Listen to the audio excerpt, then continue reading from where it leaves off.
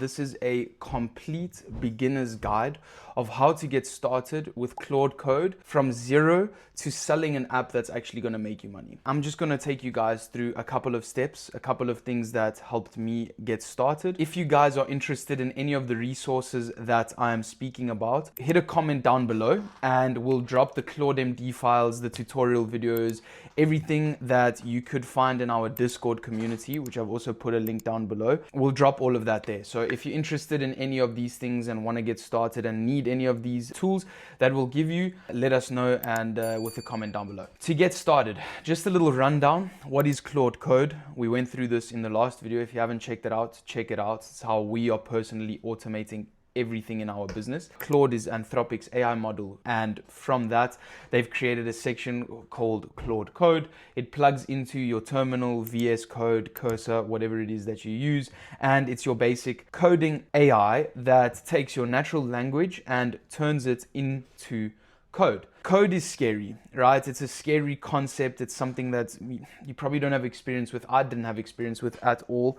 And now I've already built 2 full stack apps and automated my whole day. So I've got so much free time now to focus on my business, to focus on ideas, and to keep growing the business. Claude Code is basically going to help you get rich this year. It can change your life. If you lock in and you try and understand how it works, it's game changing. It's the moment we've absolutely all been waiting for in AI. I cannot stress this enough. The barrier of entry now is just, it's so low. It's so low. There's a couple of steps you need to get started with Claude Code. It's not as easy as just saying, yo, let's get an app running there. Make me an app that's going to make me money. Make me an app that's going to fix this person's problem. No. Think about Claude as your head software developer. So he's the top dog. He's the person that you go to once you get a project. What do you need to do with a software developer? You need to explain to them the problems of your clients, the app that you're trying to solve, the tech stack. Some small things can be left up to obviously the developer to decide how to implement them. And you can give that little bit of leeway to Claude as well. But what I'm trying to say is that Claude is just like a team member. You need to give him every piece of context, every piece of information that he could possibly need to then be able to go and build out what it is that you want him to build out. The most important thing, and this is called an MD file. That's all it is. It's an MD file. So you've got different MD files. Obviously, there's the Claude MD file, there's the memory MD file, there's the status MD file, which updates the status of your project as it goes on. There's different MD files that you need. The most important one is the global Claude Code MD. What I suggest is starting with a Claude Code MD, which is your global MD. So all you do, you take a template that you've gotten from someone like me or someone that you know. All of this gives it a template. It teaches you the user, the project. It tells you the APIs that you're going to use, test, build, affected projects. It's basically like an instruction manual for every single different Claude that you're going to be coding with. Because how it's going to work, and you'll see now, is, for instance, while I'm coding 2 different apps here, I've got one app here, one app here.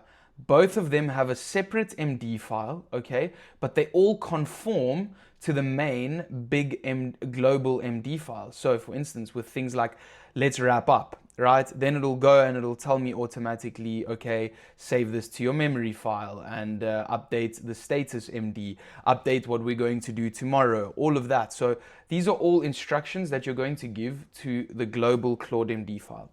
Use Claude or ChatGPT to give you this MD file. Little caveat, you are going to need a pro or a max plan. Personally, we're on the max plan and we've been coding quite heavily. So, I mean, if I open a quick terminal window here, say Claude, this is how you log into Claude. Yes, I trust this browser. And then I go usage and I'm on the max plan. We've already used 22% of this week's usage and it's Monday, right? So obviously we've been working on it since Friday, so it resets every Friday, but we use it quite heavily. So this is, you need a pro plan or a max plan. But once you have that, go into your Claude, okay, and ask it to make a global MD file that will serve as your global folder for all the Claude projects moving forward. Because how it works is that as soon as you open a new Claude code or a new project, the first thing that Claude does is that it searches and reads Claude MD. So when you have the global Claude MD, it reads that. And then you go ahead and feed it your project Claude MD, right? So for the different projects, then you take the same template and you go and you describe your project in depth and then ask it to make you an MD file for that. This is the toughest part, is explaining your project, explaining what it needs to do, refining it, understanding your project fully. What I personally suggest is doing something like a Miro board. So for instance, with me, the easiest way that I found it was to just make myself a Miro board and map out exactly the optimization and takeover plan for Kairos. So obviously we've got the three sides of the business, you know, the operations, outreach, and then Matcher is just another company for us. But here, for instance, I've mapped out exactly what I want each step to be. And this is critical. Planning is critical. Planning in any project is critical. And the same goes for a Claude Code project. You need to plan. You need to plan exactly how you want to do it, how exactly you want to get everything, all the data, everything connected, and how everything must look. Once you've gotten this plan, then you're able to tell Claude to build it, and then you're able to end up with something like this hub that I showed before in the previous thing. So, you know, this is exactly what I've envisioned. It's built exactly what I needed to have built. And this is now a ready project. All from this planning, all from the MD files that I'm showing you here. So if you want them, comment down below. All from this, nothing special, and explaining my project correctly. Another little hack, which I'll put the link down below, is Whisperflow. If you use my link, you get a month free. I don't get anything. I literally just get a month free, but it's so cheap. I don't even need it. So you can use my link, you cannot, whatever. But Whisperflow has saved me so much time. You basically click FN on your keyboard, and then you just tell exactly what it is that you want to do to this AI. You describe it, you speak, you etc., etc., etc., etc. And now I want to see what it's going to transcribe. And then it transcribes it for you perfectly, but it's not just shitty transcription. It's actually AI polished transcription. So it transcribes what you do and then it polishes it. So it removes the ums and the ahs. It adds commas, stops, points. So brilliant for efficiency. I've used it for the past 7 days only. I literally haven't typed anymore. So that's a little hack. Use it or don't. I don't care. Okay, now that we've got MD files out the way, I thought it's just right that we use our buddy Claude over here to explain MCP servers, because MCP servers are the next thing that you're going to need, right? So an MCP server is just simply you connecting an AI model and a brain like Claude, ChatGPT, OpenAI, whatever it is that you use. I suggest Claude, to an MCP server, okay, which is just a little context file. It's a brain on its own, right? That's got context of certain things. So APIs, your N8N, whatever it is. So it exposes tools, handles authentications, and formats data. So basically, you go with Claude, right? And just look at this diagram. It's literally this. You go with Claude, it makes a tool call to the MCP server. This MCP server understands what it is, where it needs to find this data, what it's connected to. So it can be connected to your database, file system, web API, all of this information. So your N8N, your APIs, everything. So it's like a brain that has like every single piece of context, and then it finds what you need, and then it gets a response from it, and it gives Claude the result. So MCPs defines what tool exists and how to call them safely. That's all an MCP server is.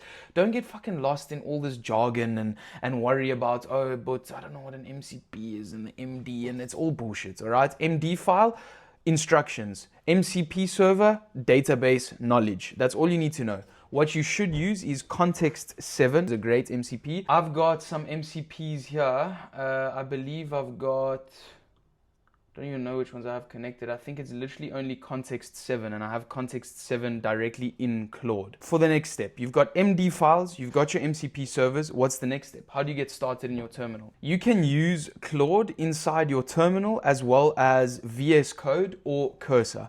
Me personally, I use VS Code. It's just a nice way to have multiple files open and multiple terminals. So like I have a terminal working here. This is a terminal, right? That codes for me and does everything. And then I've got another terminal up here where I push everything to GitHub and I make sure everything goes through to my repository. So it's just very nice. Whereas with terminal, you just usually have like one terminal window.